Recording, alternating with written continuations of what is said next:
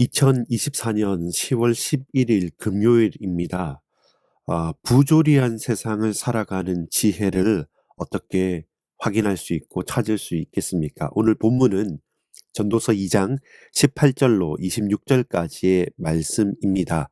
제목은 어떻게 하면 잘 살았다 할까? 전도서 2장 24절 말씀을 요절로 함께 말씀을 나누겠습니다.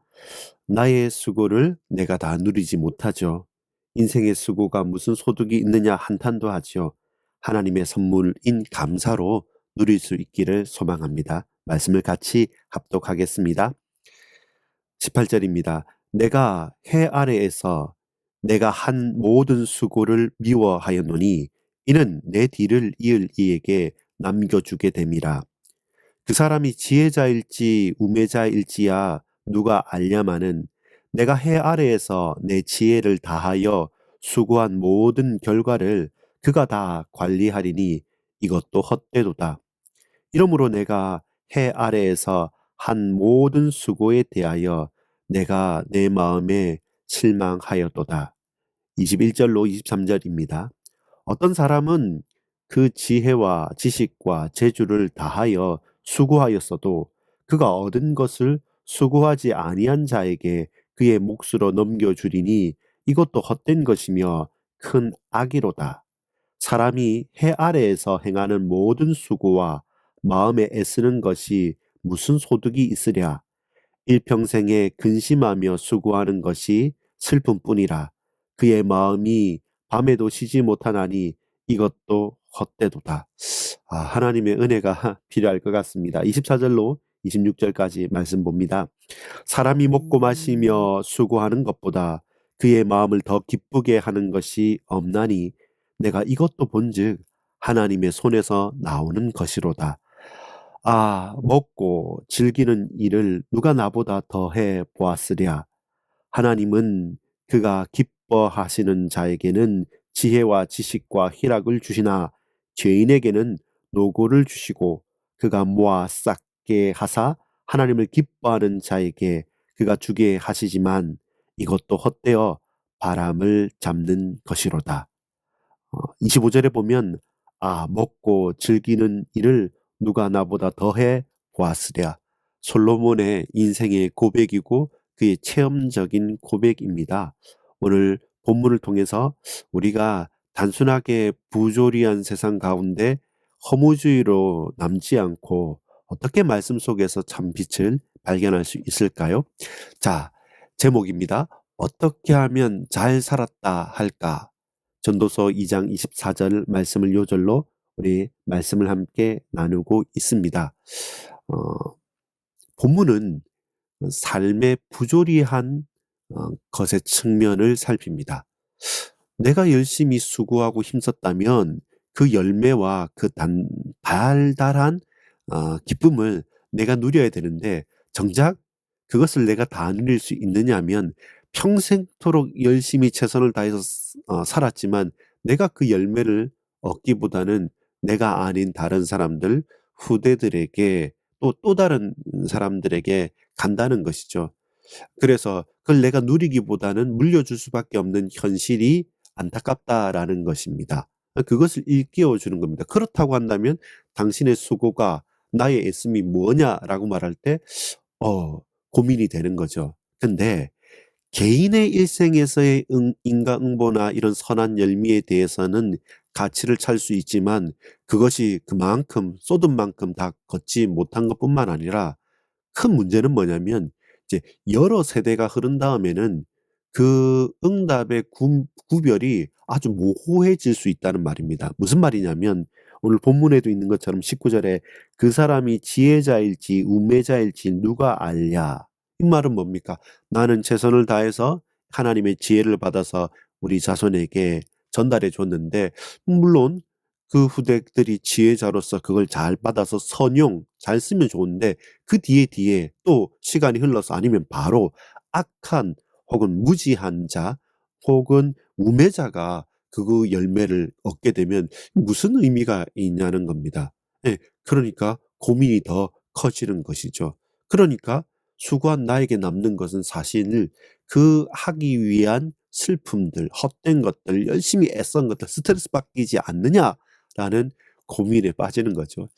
계속되는 인생의 헛헛함, 헛됨 가운데 자칫 잘못하면 우리가 온전히 허무주의로 빠질 수밖에 없는데, 그렇지 않고 본문을 조금 더 주의를 기울여 보면서 우리가 찾아야 될 한 줄기 빛과 같은 하나님의 은혜는 무엇입니까? 이 생각과 주제를 가지고 말씀 묵상 포인트를 크게 세 가지로 보겠습니다. 첫 번째는 내가 수고하면 누릴 수 있습니까? 라는 질문인데요. 없어요. 두 번째는 인생의 수고가 소득이 있습니까? 라는 것도 별반 다르지 않습니다. 이 고민됩니다. 세 번째로 감사로 누려야 될 하나님의 선물이 있습니다. 우리가 바라봐야 될 것은 바로 그것입니다. 18절부터 20절까지의 말씀입니다. 내가 수고하면 누릴 수 있나요? 누릴 수 있습니까? 18절 말씀 보면 내 뒤를 이을 이에게 남겨주게 됨이라 라고 말합니다. 여러분, 인생은 부조리합니다. 있는 그대로 방정식대로 1 더하기 뭐는 뭐가 아닌 것이죠.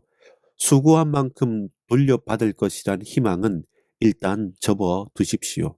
차라리 일단 누리는 것이 먼저입니다. 그건 너무 쾌락주의지 않습니까? 라고 항변할 수 있는데 그렇지 않습니다. 수고와 함께 건전하게 또 건강하게 누림의 시간도 꼭 챙겨야 합니다. 그렇지 않으면 우리는 후회하고 우리는 미련이 남게 됩니다.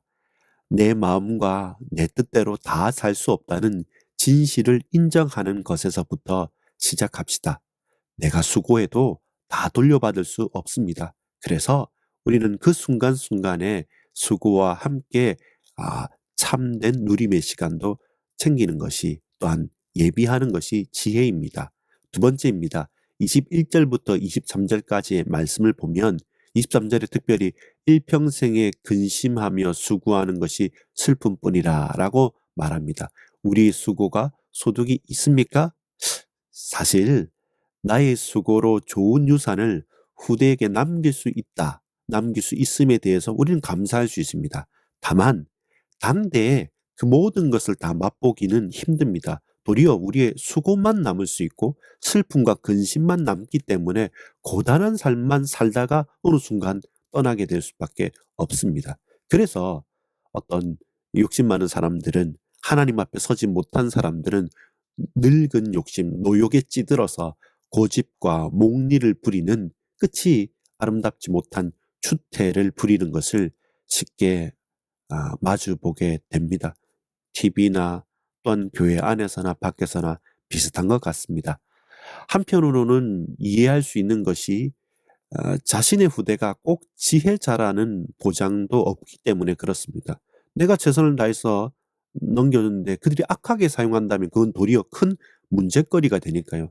그러하기에 본문의 전도자는 이 모든 애쓰고 힘쓰는 것이 무슨 소득인가라고 질문합니다. 이것은 그렇게 살지 말자란 게 아니라 반성적으로 지혜를 생각하고 사유하면서 하나님 앞에 겸손하자는 것입니다.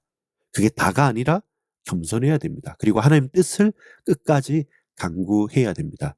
결론적인 부분으로 우리 세 번째 부분입니다. 24절로 26절까지 보면 우리가 그냥 쉽게 사람이 먹고 마시며 수고하는 것, 그게 뭐냐, 그것보다 더 중요한 게 있다라고 하지만 24절에는 그런 것이 그 마음을 더 기쁘게 하는 것입니까? 라고 질문합니다. 그게 하나님 주신 마음이고, 그렇게 먹고 마시고 즐거워하는 것 또한 너무 우리의 기쁨이 된다는 겁니다. 그걸 터부시거나 그걸 잘못했다 할 수 없습니다. 왜 그렇습니까? 도대체 어떻게 이 하루를, 우리의 일평생을 살아야 합니까? 여러분, 물려줄 수 있는 기쁨도 알아야 됩니다. 내가 다 내 욕심으로 쓰고 가야 된다, 그렇지는 않습니다. 더 중요한 것은 뭐냐면, 둘째로 주 안에서 감사하며 사는 것입니다. 매일 흘러가는 것 같은 크고 작은 일상 가운데서 그럼에도 불구하고 끝까지 붙드시고 역사하신 하나님께서 우리가 먹고 마시고 행복하고 웃고 떠들 수 있는 즐거움을 소소하지만 계속 허락해 주시기 때문에 우리가 그 하루하루들을 살아가는 것이죠. 여러분, 뜬구름 잡는 크고 대단한 그 목소리들에 여러분 귀를 닫으십시오. 그게 다가 아닙니다. 매일의 하나님의 음성을, 세미한 음성을, 그 빛나는 하나님의 은혜를 만끽하고 즐거워하며 살아가십시오. 그러면 꽉 쥐고 있는 것들을 내어놓고 내려놓고 우리 후대들에게 하나님께 맡기고 자연스럽게 그리고 기쁨으로 넘길 수 있습니다. 그것이 추워하지 않는 우리의 마지막이 됩니다. 기도하겠습니다.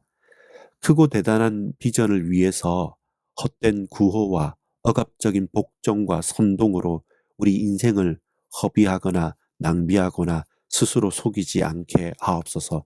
솔직담백하고 작고 일상적인 가치를 누리면서 하나님의 은혜를 매일마다 만끽하며 순간순간 감사하며 살아가게 하옵소서.